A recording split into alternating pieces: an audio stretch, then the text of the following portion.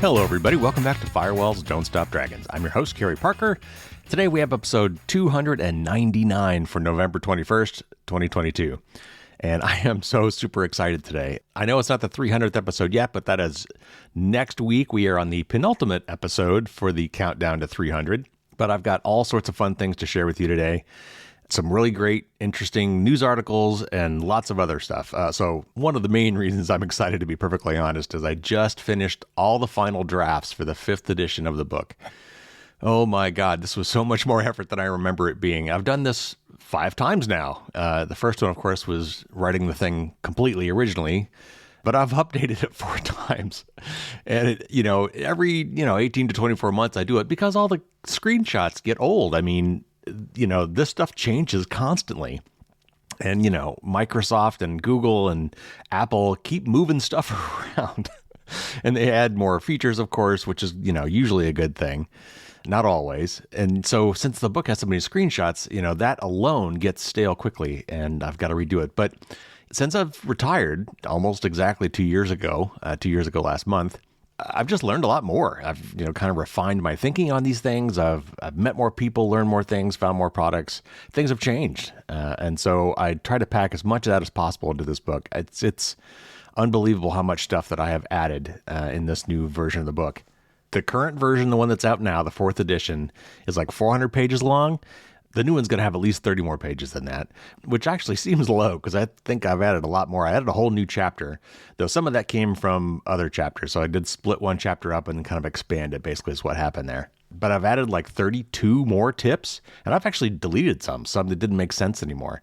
I've combined some and moved things around. I probably did split a couple of them. But yeah, there were 170 tips in the current edition, and the new one's going to have, I think, 202. But here's the kicker. I mean, so this version, I have to support 4 different versions of the operating systems. There's Windows 10 and Windows 11, both of which are very popular. There's a lot of them out there, so I got to cover both of them. And then Mac OS, which is free and easy to update, just came out with a big update that changed a lot of things. That's Ventura. And so there's Monterey and Ventura. So I went from 161 figures in the 4th edition to 244 images, most of which are screenshots in this edition. So anyway, it was a Herculean effort and took a lot of time. But my part is mostly done at this point. So it is now off to production. I am told that will take about 4 to 5 weeks to get published. Fingers crossed. If that happens, it will be out before Christmas. That's pushing it. I'm not going to promise that. However, it should be orderable even prior to that. So somewhere in the middle of the process, it will actually pop up on Amazon and A-Press and other places as orderable, pre-orderable. So obviously, as soon as I know that that's the case, I will let you know. The new cover art is done. I love it. It includes my logo. So now it's got the great yellow and orange kind of look to it with the Firewalls Don't Stop Dragon logo, just like the podcast art. So all my branding will now be synchronized and unified once again, and hopefully will not change going forward. Anyway, I'll give you more info as it happens. Certainly once it releases, I'll have lots of stuff to talk about. But that is one of the reasons I am super excited. So a couple quick things to catch you up. I'd mentioned a couple weeks ago about the QR code scams and how, when you sign up for these things, you get the quote unquote free QR codes, then, 14 days later they expire and all of a sudden you now have to pay to use those QR codes. If you missed that episode or missed the blog article, check that out for sure. But sure enough, when I created a QR code for that article to test this theory, I had 14 days, I assumed, before something would go awry. And sure enough, after 14 days, that QR code that I created no longer works. If you scan that code or go to the link that code represents, you'll get this weird web page that says, hey, thanks for scanning, but notice the QR code campaign has been disabled for some reason. Your QR code reader scanner is working fine.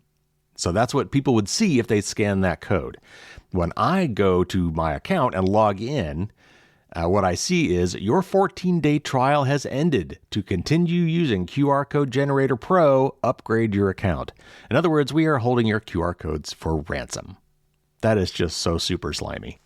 But anyway, I wanted to close the loop on that because I didn't know for sure when these things were going to expire because they really were not clear when you were doing this, that it was going to, in 14 days, it was going to not work anymore. So I was also curious as to what would actually happen when they expired. And well, now you know. I've updated that blog article, by the way, with that information. So also, there are two other things that are in the news all over the place that I'm probably not going to talk about here today, and probably won't unless they somehow directly involve security and privacy. And that is the implosion of Twitter and this whole FTX, Bitcoin, Binance, whatever fiasco. I've talked about cryptocurrency before. I've talked about Twitter a little bit before. All of that is sensational news that, at least so far, hasn't impacted security and privacy directly, though they very much could. For instance, if these companies, either of them, completely goes out of business and fire sales all their customer data, or hackers get in and steal all that data because no one's minding the shop, that could be bad, and it could definitely happen. Let's hope it doesn't, but when that kind of stuff rolls around, then we'll probably be talking about it here on the news show. However, I am going to talk a little bit about the Twitter, rival, and that's not the best use of that word, called Mastodon, because I was asked a Dear Carey question about that. So I will cover that when we get to this week's listener question. But I've got lots of news stories to cover. Today, we're going to talk about a warning from the U.S. Post Office about not using the big blue mailboxes as much during the holidays, especially for gifts and things like that. Also, Google has been ordered to pay almost $400 million in privacy fines to 40 states that sued them over secretly tracking their users' locations. The massive Medibank data leak in Australia is getting lots of headlines. They are refusing to pay the ransom payment, and hackers are starting to leak that data. TransUnion, one of the big three credit bureaus here in the United States, or probably globally, has had a data breach. And while we're not really sure what the extent of that is, I want to talk about that a little bit. Once again, the FBI director here in the U.S. says that TikTok is a national security threat, and he's extremely concerned. I've got a few things to say about that. There's a Lenovo driver problem that is posing security risks for up to 25 different laptop models. If you've got one of those, you're going to want to pay attention. The Washington Post has a story about a mysterious company with government ties that looks like it's trying to get into the certificate authority business, and that will be an interesting opportunity to talk about how certificate authorities work and how that might be exploited. The British government is scanning all internet devices hosted in the UK looking for vulnerabilities. And I've got a couple stories about Apple, which will be relevant when we talk about my best and worst gift guides for 2022. With Thanksgiving coming up here in the United States and Black Friday coming up, this is kind of the traditional holiday shopping season. And so I always try to update and put out my best and worst gift guide for the year about this time. And for the tip of the week, I will go over some of my favorite and least favorite gift ideas for the holidays. And then, of course, I will get to my listener question for the week. So lots to talk about. Let's get to it.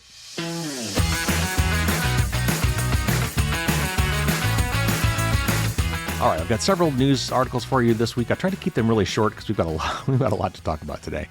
And I'm probably going to have lots of comments on some of these. So I've tried to keep the articles a little bit shorter. All right, first up, this is from Lifehacker. And this is a warning from the United States Postal Service. And they say, whether you're sending holiday cards or gifts or just mailing your monthly rent check, you may want to avoid using those large blue collection boxes, at least for the next few months, the U.S. Postal Service officials have advised. Not only have reports of mail fraud and theft been on the rise year-round, the crimes tend to peak during the holiday season, and those blue mailboxes are becoming more frequent targets. According to USPS officials, quote, groups of criminals across the country are using the internet and social media to coordinate strategic targeting of post office collection boxes, unquote. If you do opt to use the blue boxes, be sure to do so before the last collection of the day so your mail isn't sitting there overnight. The time should be listed on the front of the box. This is especially true on Saturday, as the mail would be in there overnight plus all of Sunday. In addition to avoiding the blue collection boxes, there are a few other tips from experts at the USPS to help ensure your mail ends up in the right hands. First, hand it off directly to your postal carrier. Then it's instantly in the system. In other words, as if you catch them roaming your neighborhood and putting stuff in your mailbox, if you can catch them right then, hand it to them, that's ideal. Second, take it directly to the post office. That's your next best thing, right? Hand it to a person there. Though, of course, now you're probably going to face some lines and you've got to go during regular, office hours. Third, never send cash in the mail. If it's stolen, consider it gone. 4, if you expect to receive something of value in the mail, let the sender know when and if you've received it. Similarly, if you're sending someone something valuable, you might have to partially ruin the surprise and let them know that a package is on the way. And finally, sign up for USPS informed deliveries so you know when your mail is arriving. I've mentioned this before. It's really kind of cool. It's also kind of creepy because what you'll find out when you do this is that the post office is scanning every single piece of mail that they send to you. Meaning that you can, if you sign up for the service and log into your account, you can actually have it send you a daily email that will show you a picture of everything that they're planning to put in your mailbox that day, which I actually find really handy, especially for packages and things like that. But it's also kind of good to know if something is not there when you go in your mailbox, like, hey, something's missing. But of course, that also means that you now know that the United States Postal Service has a copy or a scanned image of every piece of mail that you've received. All right, let's move on. This is from the Hacker News.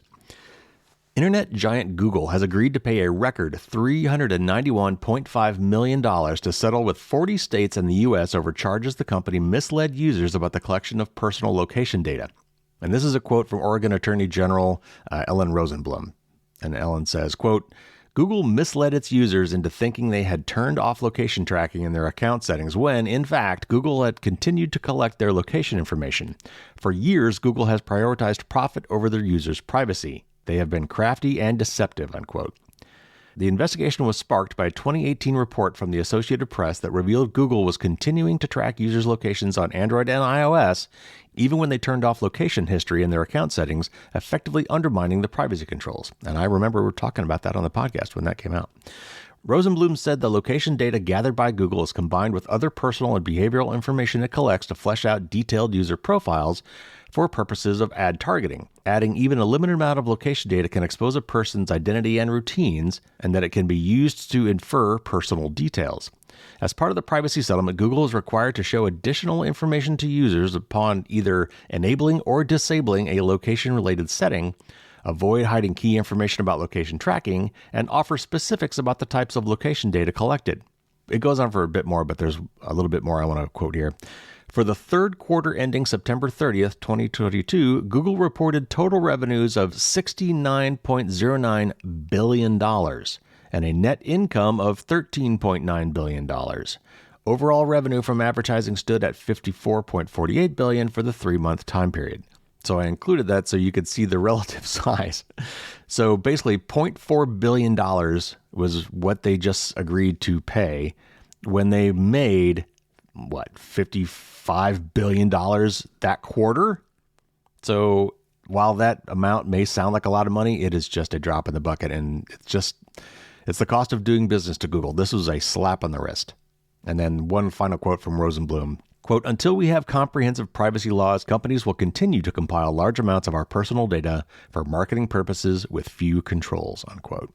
All right, next up, this is from CPO Magazine, and this is about the Medibank data leak and ransomware situation. The recent breach of Medibank has resulted in the leak of millions of health data records to the dark web as the company opted to ignore demands for ransom payments. About 9.7 million records were stolen, but thus far only a small fraction have been published by the criminals.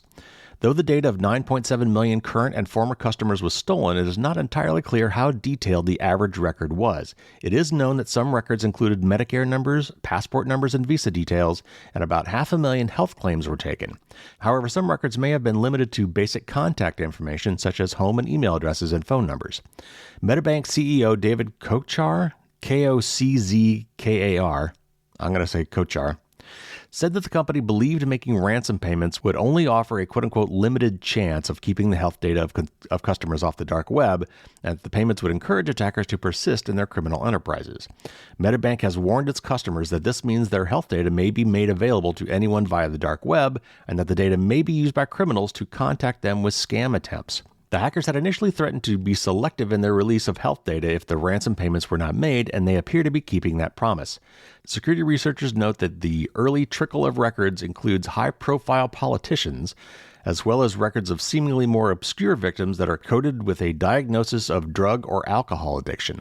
The group seems to think that a trickle of some of the most potentially embarrassing or sensitive information will pressure Medibank into reconsidering its position on ransom payments. Its next big threat is to drop health data of patients that have had abortions. The group also claims that it stole encrypted credit card numbers in the raid and will leak them along with the keys for decrypting them. Medibank disputes this, saying that it sees no evidence of financial information being accessed. The attackers have already moved to selling access to the records piecemeal, asking for $1 for access to one record. Medibank's decision to not pay up may become the law of the land, as the Department of Home Affairs is now floating the possibility of outlawing ransom payments to curb the rising problem. Minister Claire O'Neill expressed support for Medibank's decision and said that the department would be looking at a ban as a long-term possibility. There's no commitment at this point beyond quote-unquote having a look, but if Australia made this move, it would be virtually alone among its Five Eyes intelligence partners. Certain U.S. states have forbidden government agencies from making payments, but the country as a whole has appeared to commit to allowing private sector ransom payments in the interest of giving hard-pressed businesses that are caught unprepared a shot at avoiding financial ruin. So this is an interesting case. Obviously, I feel sorry for anybody at Medibank. Another data breach, and this is potentially some very personal information that could be leaked. And it sounds like Medibank is not going to pay the ransom, meaning that that data is very likely to show up on the dark web, where it will certainly be bought and used in scam attempts and maybe even extortion attempts. The interesting part of this article to me is this whole notion of outlawing ransom payments. And I've discussed this before on the show, but I understand the idea and the thinking. If it's illegal to pay these ransoms, then shouldn't that put this whole ransomware concept out of business? If you can't get money, then what's the point? But I think what would more likely happen is it would just go underground. These companies, even though there are laws in some, states and countries that require disclosure of data breaches, I would say it's quite possible that some of these companies would try to pay the ransom before that time hits so that they could get that data back. And, they might even be able to interpret that as saying, well, we got the data back, so there was no breach, so we don't have to disclose anything. And also, kind of like this article alludes to, when some companies get hit by this, if they can't get their data back, and it's not just about that data being released and embarrassment and identity theft and things like that. If their data is tied up, encrypted, and they don't have backups, that would put a lot of companies directly out of business. So I think, for a government to come in and say, no, it's illegal for you to pay a ransom. Well, I understand the idea behind that. I don't think that's the solution here. But this is a really thorny problem, and I am not a policy expert on this. So I'm just kind of giving you my opinion, and it's, just something to be thinking about. All right, another data breach in the news. This is from BGR. TransUnion has confirmed to the Massachusetts Attorney General that it recently suffered a data breach, according to the legal blog JD Supra. TransUnion, one of the 3 top consumer credit reporting agencies in the U.S., says names, social security numbers, financial account numbers, and even driver's license numbers were compromised in the breach. The agency has been sending out letters to the affected parties to let them know about the breach and how to protect themselves. JD Supra says there aren't many details available about the extent of the breach. We still do not know how much data was leaked or how many people were affected. What we do know is that TransUnion collects data on more than 1 billion consumers in more than 30 countries around the world. TransUnion proudly claims that it has, quote, files profiling nearly every credit-active consumer in the United States, unquote. According to the report TransUnion filed, the company began to review affected files after discovering the data breach. When and if we learn more about the data breach, including how many consumers were affected, we will be sure to update this article. So, of course, this is reminiscent of the Equifax breach from several years back. It is still early days. We don't know what the extent of this is going to be. Back in the Equifax days, there was definitely malfeasance involved, even though I don't think anybody went to jail for it, except for one executive who went to jail because they tried to trade stock before the news hit the news services and would affect the stock price. But this is a weird case of these are companies where we are not the customers. We are absolutely the product. And you might be saying, well, how did I ever agree to this? How did I ever agree to these companies gathering and sharing all of my very personal financial information and other details? Well, if you look at the fine print in probably any loan or credit card or bank account that you've ever opened, and you might have a hard time finding that fine print, I'm sure somewhere in there is a release of information to these credit bureaus because the banks rely on these guys. Anybody who's going to offer credit to someone, loans or open accounts or whatever, or your utility companies, that gets reported on your credit report as well. there's this big incestuous relationship between all these companies, and part of them offering these services is also offering that data up to these credit bureaus. So you really don't have a choice. I mean, it's not like you can take your business elsewhere. So one thing you can do, however, and I recommend that everybody do this, unless for some reason you're the kind of person who's constantly creating new lines of credit for yourself, is to freeze your credit. Here in the United States, that is now free. Once you freeze it, it's frozen forever until you unfreeze it. You can now very easily, through just going through a web page, you can temporarily thaw your account if you need someone to do a credit check on you for some reason, and it will automatically freeze again when you're done. I've got blogs on this on my website. It's also covered in my book. Now, of course, that wouldn't help you in this case. In this case, your data has actually been taken or stolen. We can only hope that the data that was stolen was encrypted and therefore won't be of much use to the people who stole it. But I don't know. I guess we'll find out more as this story unfolds. All right, next up, this is from USA Today, and this is about TikTok. FBI Director Christopher Wray told Congress this week, and this is last week, that he is, quote unquote, extremely concerned Beijing could weaponize data collected through TikTok, the popular app owned by Chinese company ByteDance. During a House Homeland Security Committee hearing on worldwide threats Tuesday, and this was again last week, Wray flagged the risk that the Chinese government could harness the video sharing app to influence users or control their devices. Wray said application programming interfaces, or APIs, that ByteDance embeds in the short-form video hosting are a national security concern because Beijing could use them to, quote, control data collection of millions of users or control the recommendation algorithm, which can be used for influence operations.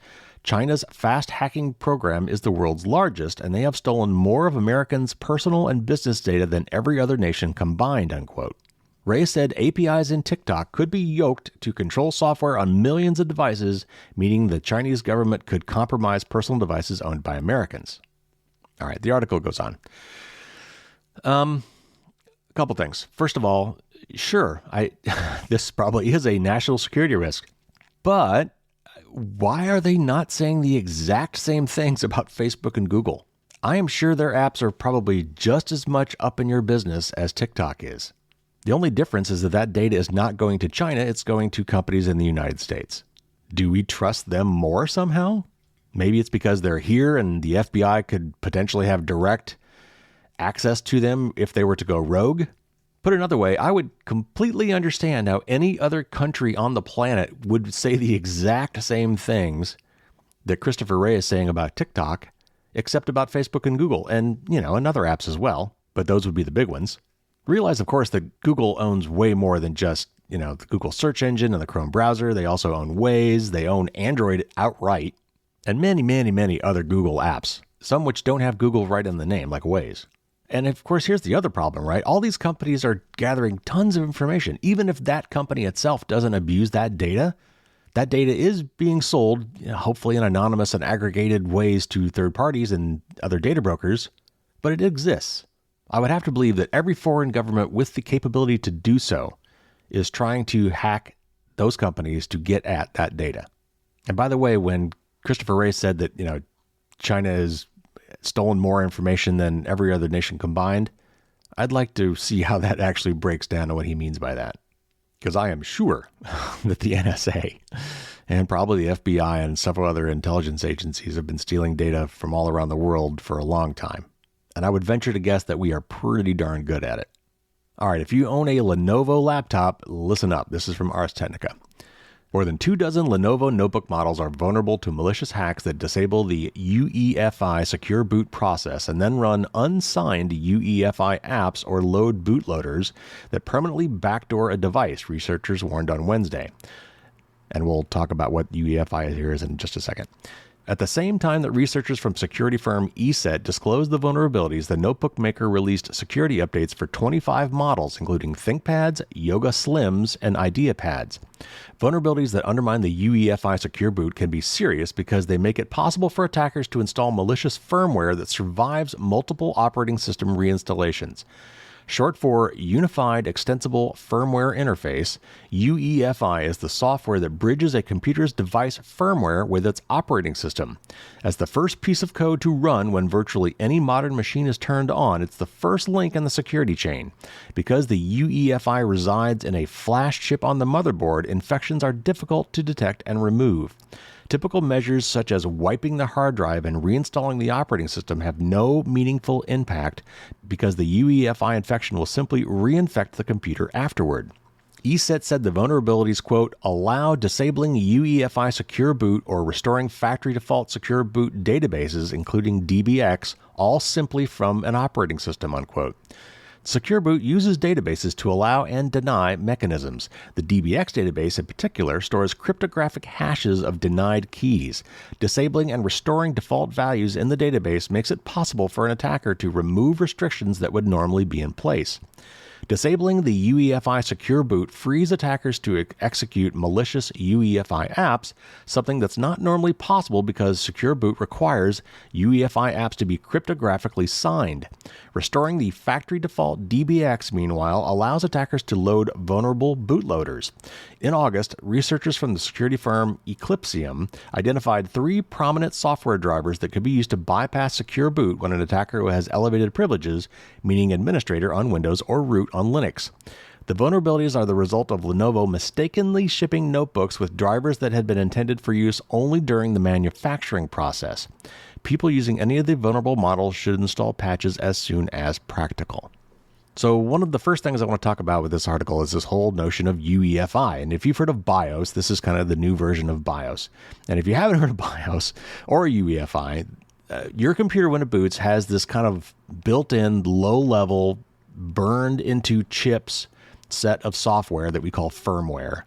And if you think about it, there's software and hardware. So firmware is kind of between soft and hard, which metaphorically makes sense in this case. So the very first thing that your computer does when it boots up, and if you're on a Windows machine, you might have noticed this. You might have seen a flash screen that shows, something about the BIOS or the motherboard. That is the UEFI kicking in, and it decides what it's going to boot for its operating system. And it has this notion of a secure boot thing built in, which, looks at the secure enclaves or the TPM chips, all this security stuff. And the whole point is to try to prevent malicious software from loading. It's particularly in the operating system. So this article, and it's longer if you want to read the whole thing, there's, of course, a link in the show notes. Talks about this particular vulnerability and has the CVE numbers if you want to look those up. But at the end of the day, if you've got a Lenovo laptop, including some of the ones I mentioned, you should be looking for software updates and get those installed as soon as possible. All right, now it's time for a little bit of a longer article. This is from the Washington Post, and this is going to bring up the concept of certificate authorities and how we do authentication on the web. So let me read this article and then I'll talk a little bit more about that. An offshore company that is trusted by the major web browsers and other tech companies to vouch for the legitimacy of websites has connections to contractors for U.S. intelligence agencies and law enforcement, according to security researchers, documents, and interviews. Google's Chrome, Apple's Safari, nonprofit Firefox, and other browsers allow the company TrustCore Systems to act as what's known as a root certificate authority, a powerful spot in the internet's infrastructure that guarantees websites are not fake, guiding users to them seamlessly. The company's Panamanian registration records shows that it has the identical slate of officers, agents, and partners as a spyware maker identified this year as an affiliate of Arizona-based Packet Forensics, which public contracting records and company documents show has sold communication interception services to the U.S. government agencies for more than a decade. One of those, TrustCore, and that's TrustCore, TrustCore Partners has the same name as the holding company managed by Raymond Solino, who is quoted in a 2010 Wired article as a spokesman for Packet Forensics. Solino also surfaced in 2021 as a contact for another company, Global Resource Systems, that caused speculation in the tech world when it briefly activated and ran more than 100 million previously dormant IP addresses assigned decades earlier to the Pentagon. The Pentagon reclaimed the digital territory months later, and it remains unclear what the brief transfer was about. But researchers said the activation of those IP addresses could have given the military access to a huge amount of internet traffic without revealing that the government was receiving it. The Pentagon did not respond to a request for comment on TrustCore. After the story's publication, a TrustCore executive said the company had not cooperated with any government information requests or assisted with a third party's monitoring of its customers on behalf of others. Mozilla demanded more detailed answers and said it might remove TrustCore's authority. And I'll talk more about that when we're done. TrustCore's products include an email service that claims to be end-to-end encrypted, though experts consulted by the Washington Post said they found evidence to undermine that claim. A text version of the email service also included spyware developed by a Panamanian company related to packet forensics, researchers said. Google later banned all software containing that spyware code from its App Store. A person familiar with packet forensics work confirmed that it had used TrustCore's certificate process and its email service MessageSafe, that's MSG-SAFE, to intercept communications and help the U.S. government catch suspected terrorists. The latest discovery shows how the technological and business complexity of the Internet's inner workings can be leveraged to an extent that is rarely revealed, which is why I'm reading this article right now. Concerns about root certificate authorities, though, have come up before. In 2019, a security company controlled by the government of the United Arab Emirates that had been known as dark matter applied to be upgraded to top-level root authority from intermediate authority with less independence. That followed revelations about dark matter hacking dissidents and even some Americans. Mozilla denied it root power. In 2015, Google withdrew the root authority of the China Internet Network Information Center, or CNNIC, after it allowed an intermediate authority to issue fake certificates for Google sites. TrustCore has issued more than 10,000 certificates, many of them for sites hosted with a dynamic domain name service provider called NoIP, the researchers said. That service allows websites to be hosted with constantly changing Internet protocol addresses. Because root authority is so powerful, TrustCore can give others the right to issue certificates. Certificates for websites are publicly viewable so that bad ones should be exposed sooner or later. There have been no reports so far that TrustCore certificates have been used inappropriately, for example by vouching for imposter websites. The researchers speculated that the system is only used against high-value targets within short windows of time. The person familiar with packet forensics operations agreed and said that that is in fact how it had been used. All right, this article goes on much, much longer, but I picked out a few more paragraphs here. Mozilla currently recognizes 169 root certificate authorities, including 3 from TrustCore. The case gives new focus to problems with that system in which critical tech companies outsource their trust to third parties with their own agendas. After publication of the story, Mozilla gave TrustCore 2 weeks to respond to a series of questions. And I don't think the article said what those questions are, but I think we can infer certainly that it's about trying to get to the bottom of whether or not this company can be trusted as a root certificate authority. Okay, so what is a certificate authority, let alone a root certificate authority? So certificate authority is usually abbreviated as a CA. And basically, when we do encrypted connections using TLS, particularly on your web browser when you're doing an HTTPS connection, S being for secure, what is going on behind the scenes is that your web browser is talking to the server you're going to and says, hey, show me your ID, papers, please. And under the covers, it offers up this certificate. And this certificate is kind of like a passport or a driver's license. It's, these things are issued by authorities to give credentials to websites. In a lot of cases, the low-level free certificates, like you can get from Let's Encrypt, all they really do is show that you have control over the server that owns the domain, meaning that no one else can try to impersonate you. It doesn't really vouch for who you are, say that you're a good person, or even that your company name is valid or whatever. All it really does is say, okay, yes, I've verified that you have full control over this website, and so that you can now, with this certificate, claim to own, let's say firewallsdon'tstopdragons.com. I have a certificate on my website. That is really all that certificate is saying. By the way, you can look at these certificates yourself. And I actually just wrote a chapter in the book on this. If you go to the web browser and go to probably the left-hand side of the address bar, like on Firefox, there's a little shield symbol there. If you click on that, you can kind of drill down and eventually see their certificate. And you can see who issued that certificate and some other, cryptographic stuff having to do with that. So these certificates, like I said, are basically like ID cards. Think of it like a driver's license or a passport. And those credentials are issued by a limited set of of people. It should be a lot more limited than it is. But there are hundreds of certificate authorities around the planet. And so when you're in the club, and I forget how this is done, like how you become a root CA, which is like the highest level of trust. When you become a root CA, you can now vouch for other people's certificates. And there's this whole chain of trust. So it kind of keeps going down the chain. So if I'm a root CA, I can issue several certificates, like let's say to Google. And then Google can then, in certain cases, issue certificates under its authority, meaning that, if you trust Google, then you're going to trust this. And it kind of keeps going down the chain.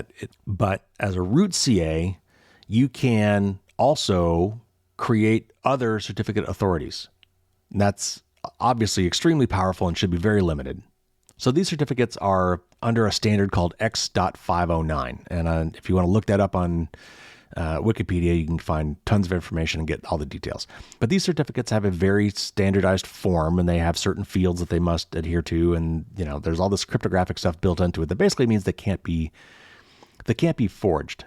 But and the analogy I use in my book, it's kind of like creating a fake ID. Actually, anybody can create a certificate, but you've got to say who is vouching for that certificate. What is your web of trust? What is your chain of trust? And so I can generate a certificate right now, but it's just as useful as me making my own driver's license myself, like printing one up on my computer, putting my picture on it and laminating it with a laminating machine saying, hey, this is my ID. Well, that ID is not going to get you on an airplane. It's not going to get you into a bar, because the people looking at that ID goes like, I don't trust this. I don't know where this came from. So, get lost. I don't recognize the authority that made this identification badge. But let's say, however, that you worked at the local driver's license bureau, the Bureau of Motor Vehicles or whatever for your state, or you worked at the passport office for your country. And so you had access to these computers and these machines that create these documents. You could theoretically mint a passport or a driver's license that was, for all intents and purposes, completely valid. It was created by the agency that creates those credentials. It is indistinguishable from every other set of credentials made by that organization. And therefore, for all intents and purposes, it's real, even if the information that it contains is wrong. That is exactly what is going on with these certificates being issued. If a company in a position to create certificates that your web browser will trust because, oh, hey, this was created by Google, or oh, this was created by, some other root CA that I trust, and I've got a list of them right here. These are the ones that I trust. And if that certificate was created by them or is down the chain from them, then I'm going to say, okay, I trust that. Like a bouncer at the bar saying, okay, this is obviously a North Carolina driver's license. I've seen many of them. I know what to look for. It's got all these special anti-counterfeit things that I can check. So since I believe this to be a valid driver's license, I'm going to believe that this person, regardless of the fact that they look like a 2-year-old, is actually 21 years old. Now, that example was extreme. To bring up another point, there are other things that can be done to flag suspicious certificates. And I think that some web browsers, Google included, and I think Firefox as well, do look at some other things and would notice when something was fishy, even for a certificate that looks valid.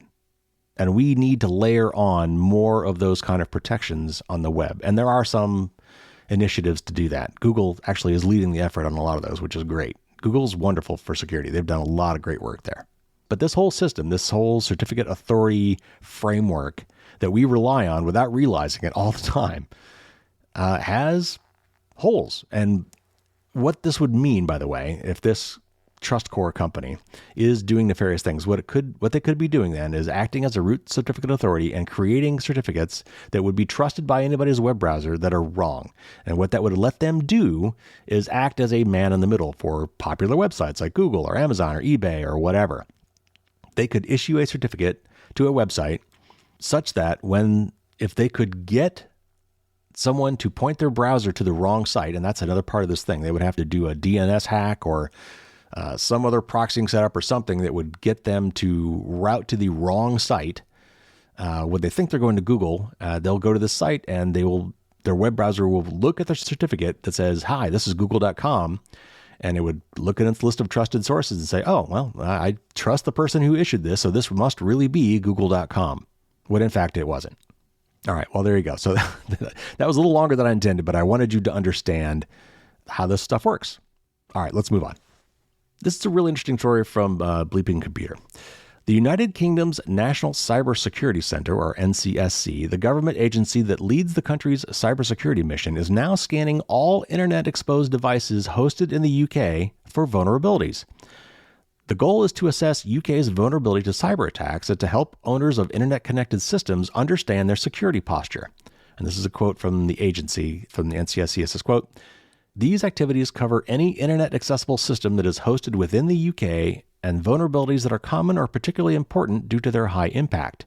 The NCSC uses the data we have collected to create an overview of the UK's exposure to vulnerabilities following their disclosure and track their remediation over time," unquote.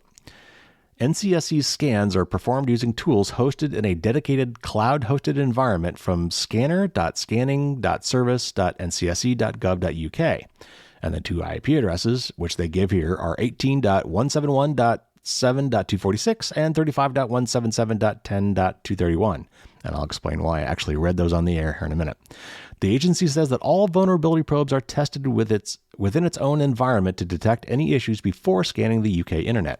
And this is another quote from Ian Levy, who's a technical director at the NCSC. Quote, "We're not trying to find vulnerabilities in the UK for some other nefarious purpose. We're beginning with simple scans and will slowly increase the complexity of the scans, explaining what we're doing and why we're doing it," unquote. Data collected from these scans includes any data sent back when connecting to services and web servers, such as the full HTTP responses, including headers. Requests are designed to harvest the minimum amount of info required to check if the scanned asset is affected by a vulnerability. If any sensitive or personal data is inadvertently collected, the NCSC says it will, quote, "take steps to remove the data and prevent it from being captured again in the future," unquote. British organizations can also opt out of having their servers scanned by the government by emailing a list of IP addresses they want to be excluded at scanning@ncsc.gov.uk. In January, the cybersecurity agency also started releasing Nmap, that's NMAP, and I'll talk about it in a second, releasing Nmap scripting engine scripts to help defenders scan for and remediate vulnerable systems on their networks. The NCSC plans to release new Nmap scripts only for critical security vulnerabilities it believes to be at the top of the threat actors targeting lists. All right, so this covers a lot of interesting things. First of all, the reason I read those IP addresses on the air is not because they would mean anything to you, but if you are in a security area and you are charged with looking at your access logs and see some really weird probes from those IP addresses, you might want to know why that is. Second, I think it's hilarious that, that they actually went out of their way to say that, you know, we're only doing this to protect you. We're not doing it for any other nefarious purposes. I think that's funny because obviously they could be. This would be a great cover for doing that. But, you know, let's take them at their word. Also, you talked about the Nmap tool. This is a very commonly used hacking tool. I mean, it's a network security tool. Network map is what Nmap stands for, I believe. And it's for kind of scanning your network and looking for what's out there. And of course, that would be something that any bad guy would want to do. If they've compromised a computer inside of a network somewhere, they've somehow gotten through the firewall and the router and whatever, and now they're in the system. One of the first things you're going to do is, okay, what can I see from here? What other devices are on this network that I might be able to attack? And by the way, there is right now a publicly available search engine for the web that will help you find vulnerable systems or just exposed systems called Shodan. And you can look that up, SHODAN. It's not secret. It's something anybody can use. And again, the stated purpose of that tool as well is to try to find devices that are open and exposed on the internet and that might be vulnerable. Bad guys use these things all the time. So it makes sense for the good guys to use them as well and to try to preempt some of these devices from being hacked. So anyway, I think this is actually a good idea. I think we should be doing more of this.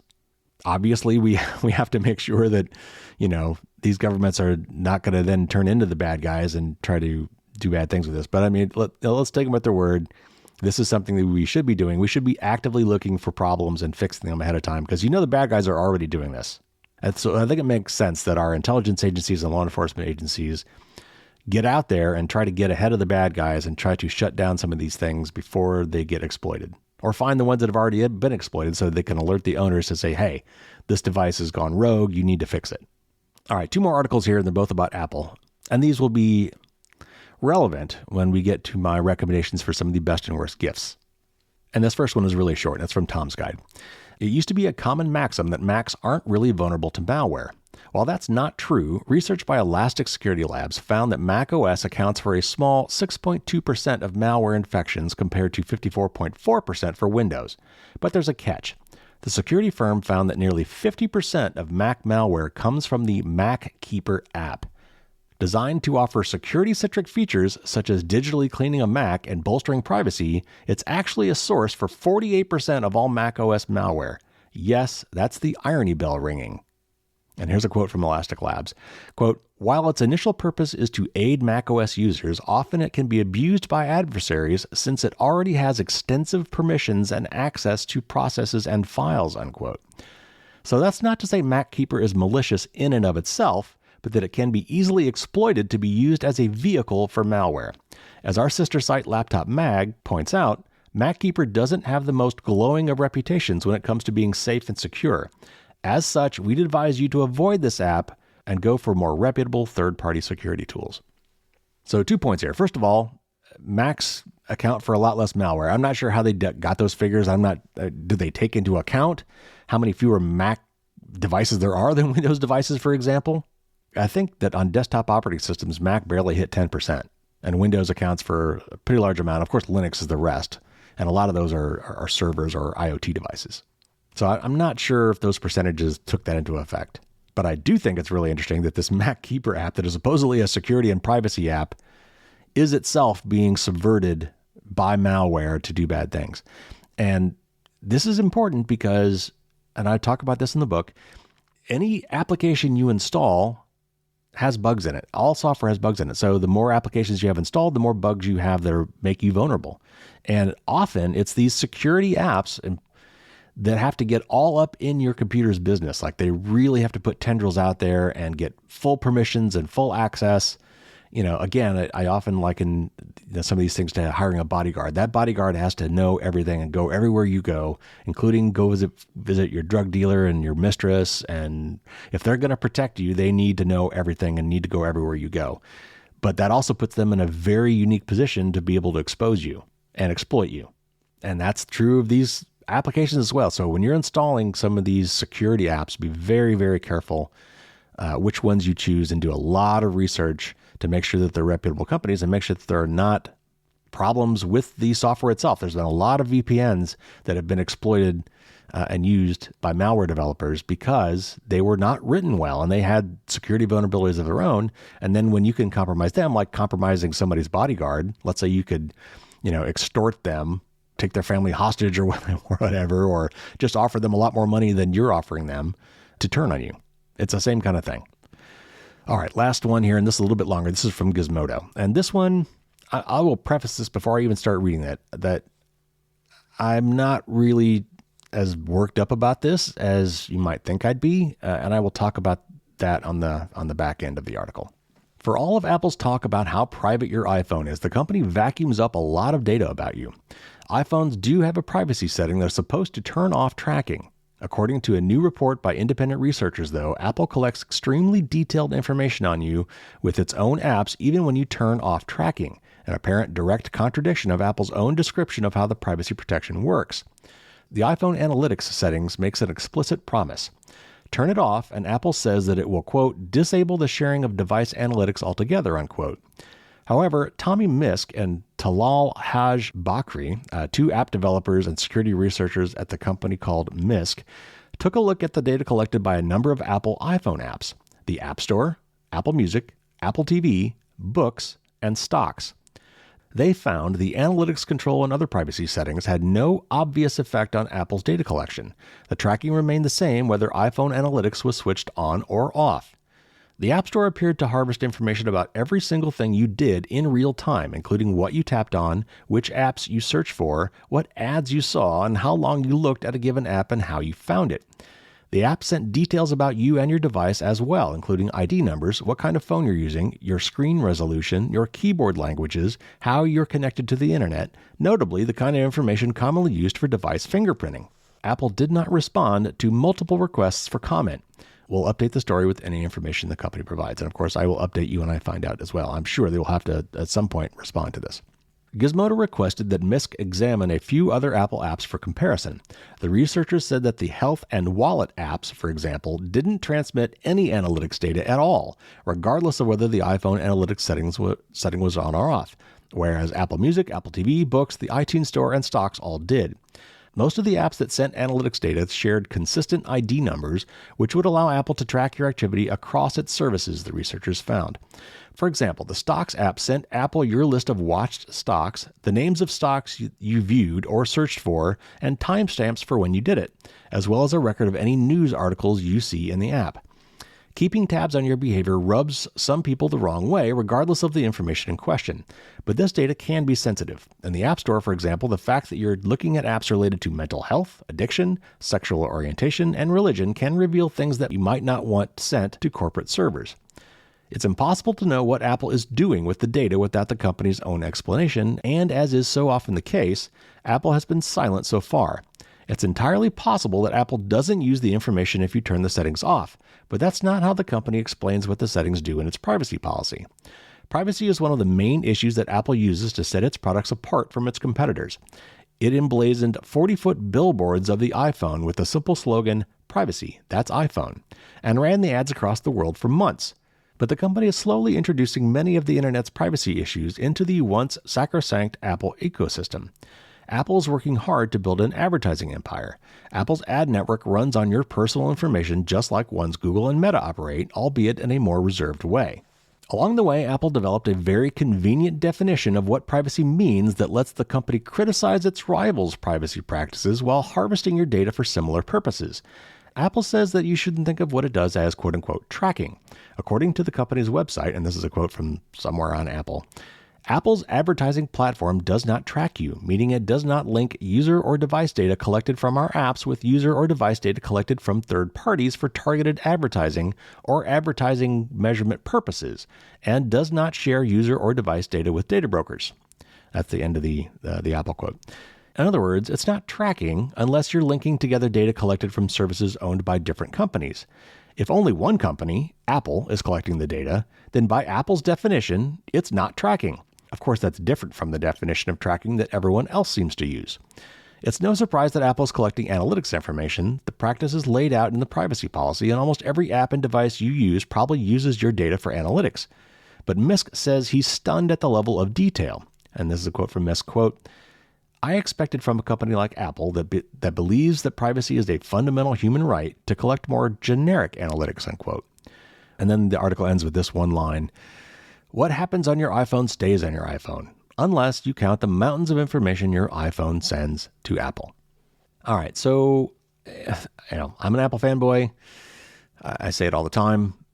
This article bothers me. I am very much looking forward to seeing what Apple says about this. But it also doesn't surprise me other than the fact that when you turn analytics off, you should stop sending it. I mean, it'd be one thing if when you turn that off that Apple stops using them at the server side, but it shouldn't be sending them at all.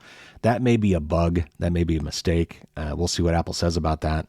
Analytics is something that everybody uses and actually does have a lot of value in making things better for you. And I don't mean advertising. I mean, by understanding how people traverse the App Store and how people use their apps, they can make things better. If they find that the most common thing that people do on your app requires 3 to 4 clicks to do, then let's make that a one-click operation. Let's move that very popular item to the top, make it front and center, make it easier to get to.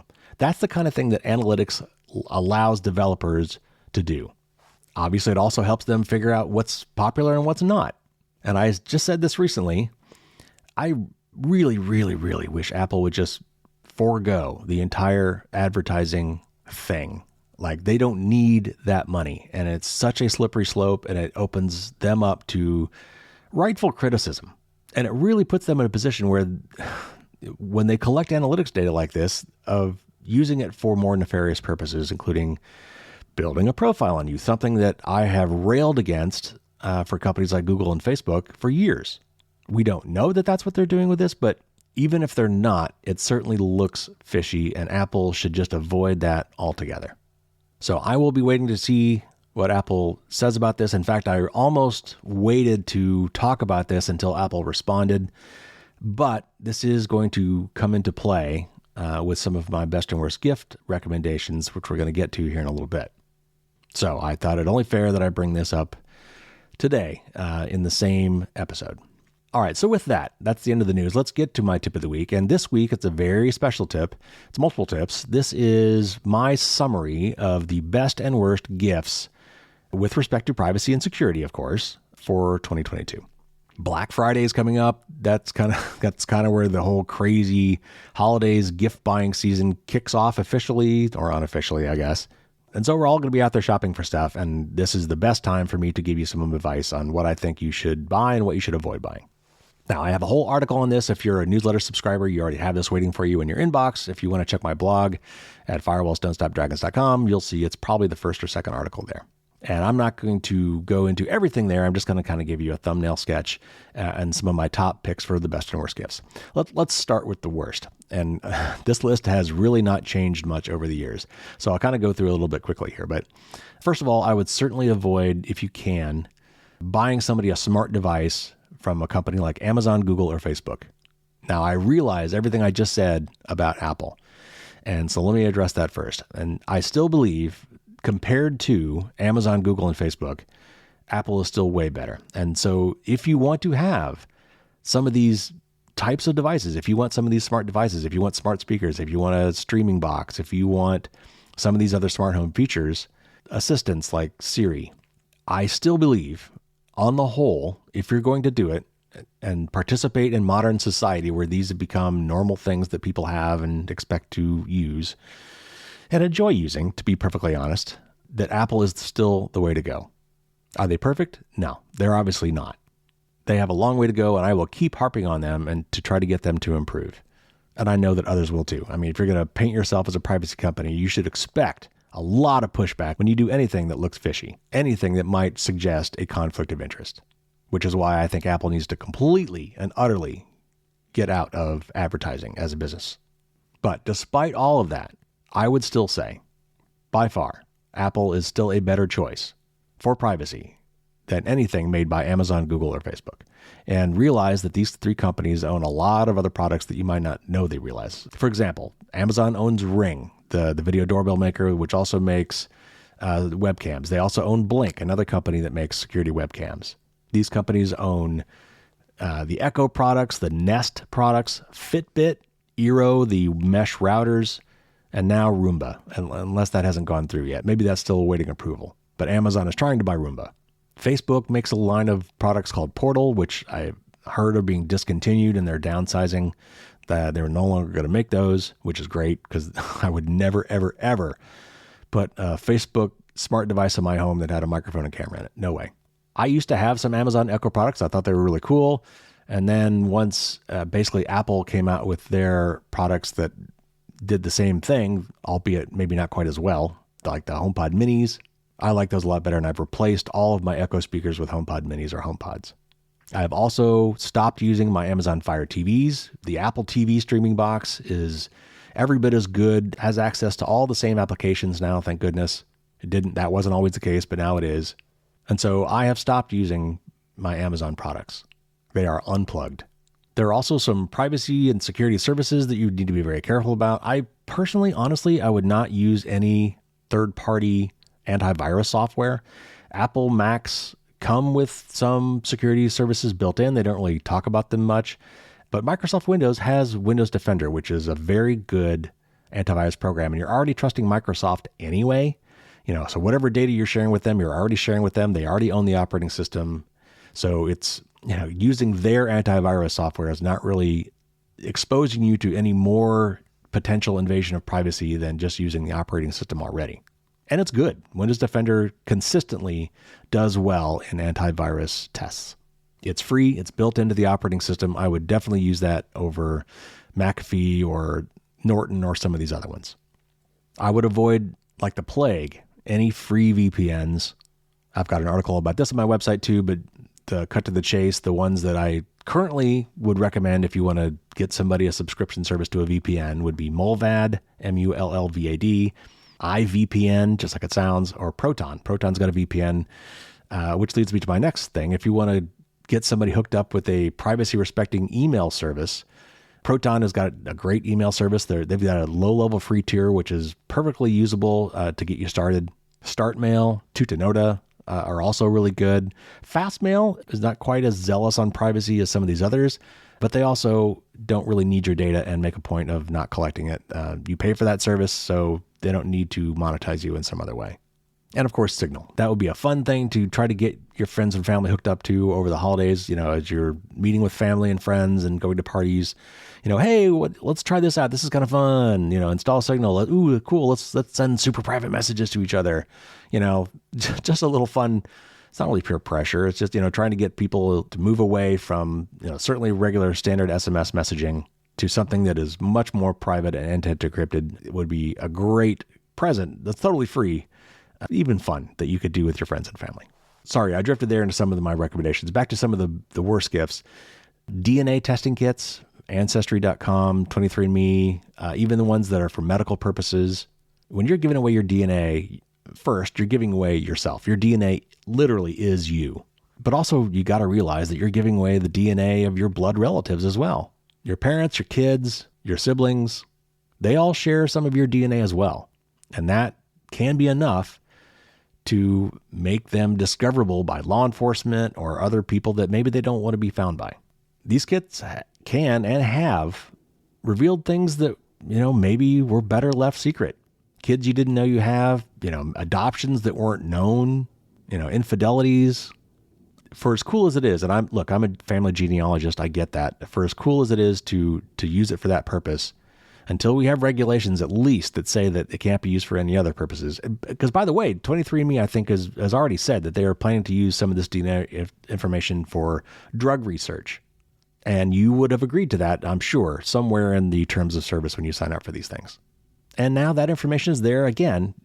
Since it's there, bad guys could hack it. Even if the company that you're giving that information to does not abuse that data, that doesn't mean that somebody else won't.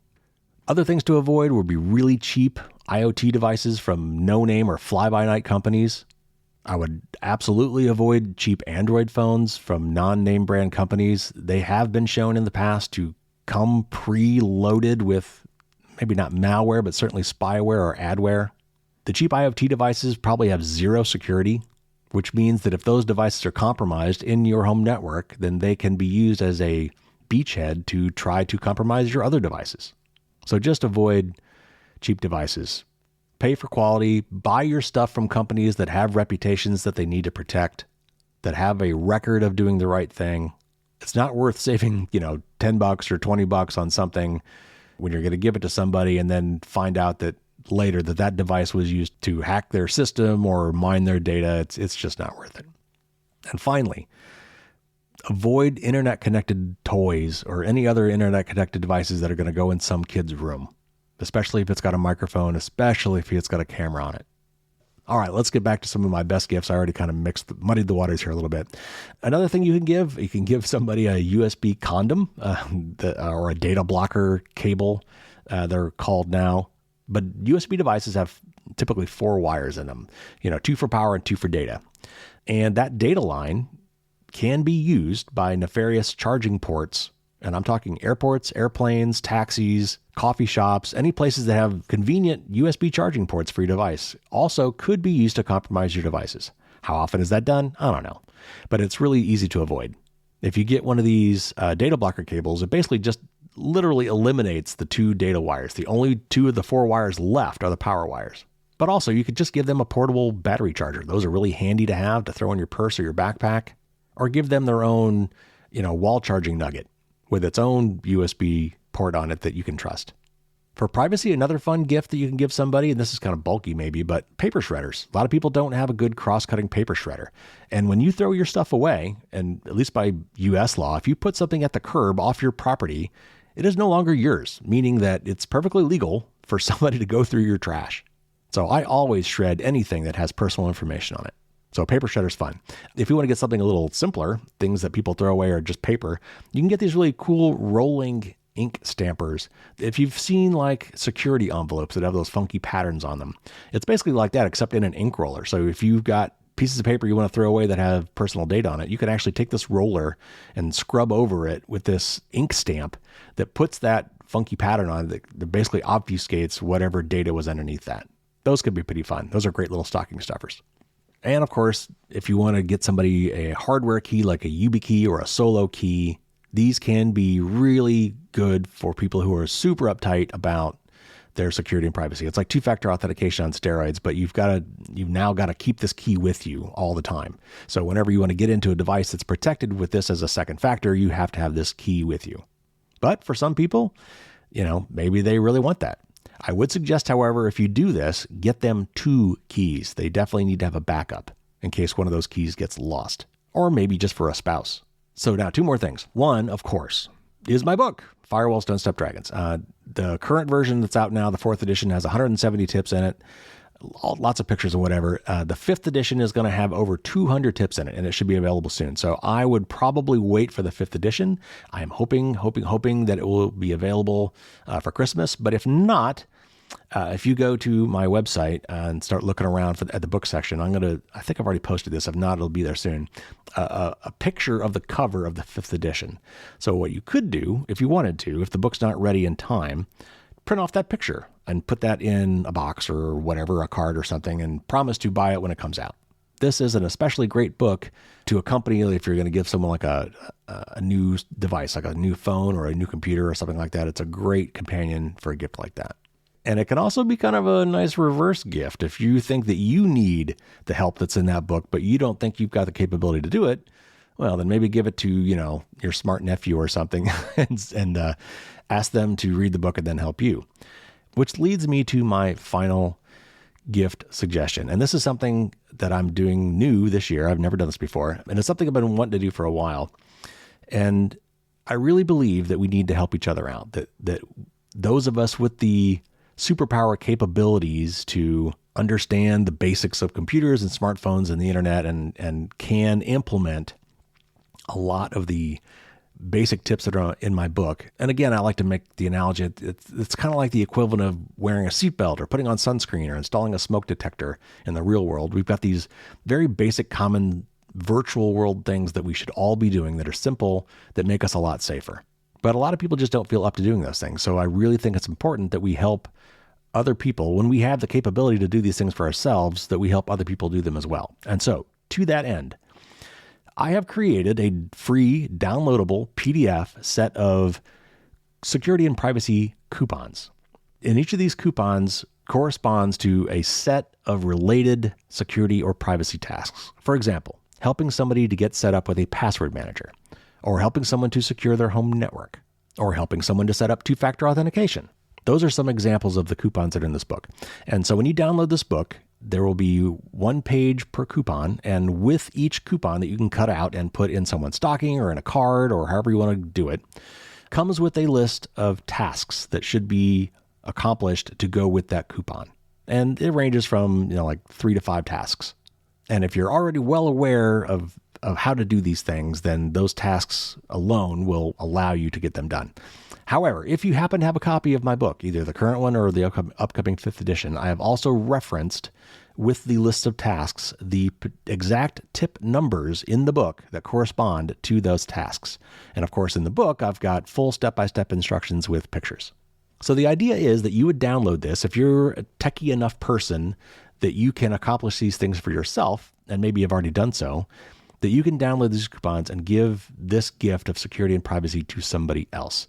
Give them your time, give them your attention, give them your patience, and help them to protect their devices and their data.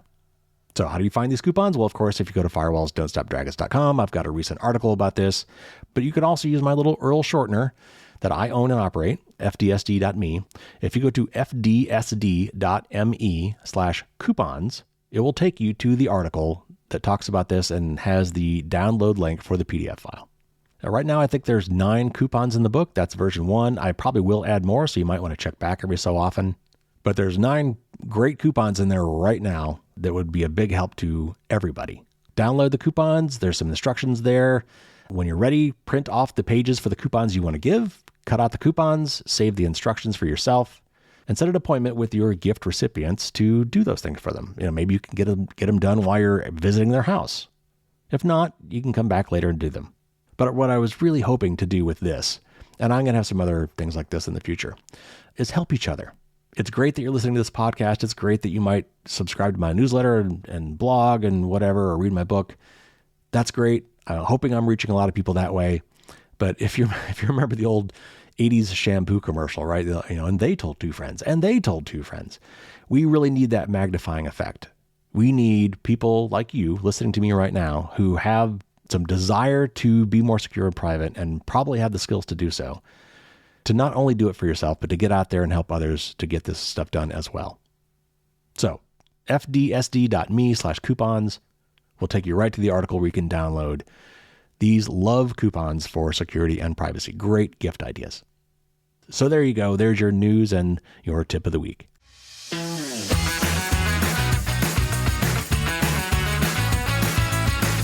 All right, everybody, there was your news and your tip of the week. I know we're already over time. I'm sorry. I know I'm going long this week. I apologize. I try to keep it short, but I had a lot to cover. I actually cut out quite a bit to make it this short. But I've got one more thing I really want to get to, and that is a listener question. Again, if you want to get your questions answered, go to fdsd.me/Q&A. There's a link in the show notes. It will tell you everything you need to know about sending in your question. And once a month, I will pull a name out of the hat of the people who have submitted questions, and I will send them a free copy of my book. So bear with me just a little bit longer for the Dear Carey question, and then we'll call it a day. All right, so this week's question is from Bruno. Bruno is from England in the UK. And Bruno asks, what is the most private iOS, meaning iPhone or iPad, Mastodon app? There are loads of Mastodon apps on the App Store, and I don't know which ones are private and secure. All right, so this is going to require a little bit of background, but Mastodon is this thing it's a federated version of Twitter, basically. So it doesn't have all the baggage that comes with Twitter in terms of, marketing and your feed being populated by algorithms or whatever. All that stuff's gone. But crucially, it's also decentralized. It's made up of what it calls the Fediverse. It's federated. So anybody can host a Mastodon server. And these Mastodon servers all talk to each other. So if I post on one server, but I am hosted by another server, as long as I follow that person, I will still get them in my feed wherever I'm at. Now, there's a little more to it than that. Each of these servers actually can block and ban other ones. So if there's some real rogue server out there that's posting a lot of horrible stuff, then in the Fediverse, they will kind of be shunned. And so you might not be able to get to them unless you are a member of that said server. But it's decentralized so that, you can't really deplatform somebody on Mastodon. So one weird thing about Mastodon, I'll just admit that now, is so if on Twitter, when you post something, it's called a tweet. On Mastodon, when you post something, it's called a toot, which, I'm sure is a reference to a large mammoth elephant-like thing trumpeting on its trunk. But it's kind of a funny verb. Anyway, it is what it is. I've been on Mastodon for quite a while. I honestly haven't done a lot with it, but now that Twitter is kind of imploding, I'm starting to use it more. If you go to my contacts page, and it's under a submenu, but if you go to my website and go to the more link and find contacts, you'll see my Mastodon contact information if you want to follow me there and, sign up for a free Mastodon account. Be patient. Right now, Mastodon is getting slammed because everybody is leaving Twitter, and the place that's getting all the attention right now is Mastodon. So a lot of these smaller servers are getting swamped. But coming back to Bruno's question, here is my answer, such as it is. I don't know. It's the true answer. If you go to mastodon.social, Mastodon has its own app. I mean, by default, I would say that it's probably the safest one to go with, is the one actually created by the Mastodon team. But there are many, many others. And here's really why I wanted to answer this question specifically this week. Be careful, because anything like this that is super viral, anything that is really, really hot for some reason, like, Bitcoin back in the day or whatever, when these things pop up and all of a sudden everybody is rushing like a gold rush to something new, it is a prime target for bad guys to capitalize on this, either just to mine your data and just create these crappy apps that, do nothing but take your data, or even malicious apps. So just be really, really careful. There's going to be a ton of new Mastodon apps cropping up on both the Google and Apple app stores. I know it. In the meantime, if you can get by with just doing it in a web browser, just go to your Mastodon account using the web browser. That's what I do. I don't even have an app installed yet. Now, maybe I will. But for now, I just use the web app, which means, in my case, going to mastodon.social, the website, because that's where I have my account. That is where my handle is registered. Whatever account you pick, though, you can follow me. The way it works is you would use my handle, at FirewallDragon is my Mastodon handle, and then at the server that I'm on. And so that's how you can follow me from any other server. But Bruno, to answer your question, the only one that I could probably recommend without thinking about would be the ones that come from Mastodon themselves. There is one called Toot, an app called Toot that a lot of people like. There's another one called Tusky that a lot of people like. I think that's more Android, but I would just be really, really careful. So maybe to start with, I would either, again, just use the web app to access Mastodon. That is your web browser, either on your phone or on your desktop computer, or I would use the apps from Mastodon themselves. Next week is the big, colossal 300th episode with Bruce Schneier as my guest. I was going to tell you all about 2 new promotions I was going to be doing next week, but we've totally run out of time, so I will tell you about them then. But I've got a fun new patron promotion coming up on patreon.com, and I've also got a great giveaway where I'm going to give away lots of fun stuff throughout the month of December for both of those. So you'll learn all about those next week. All right, everybody, that is it. Thank you for hanging in there with me. Until next week, have a great Thanksgiving for those of you celebrating that. And as always, stay safe out there and don't get caught with your drawbridge down.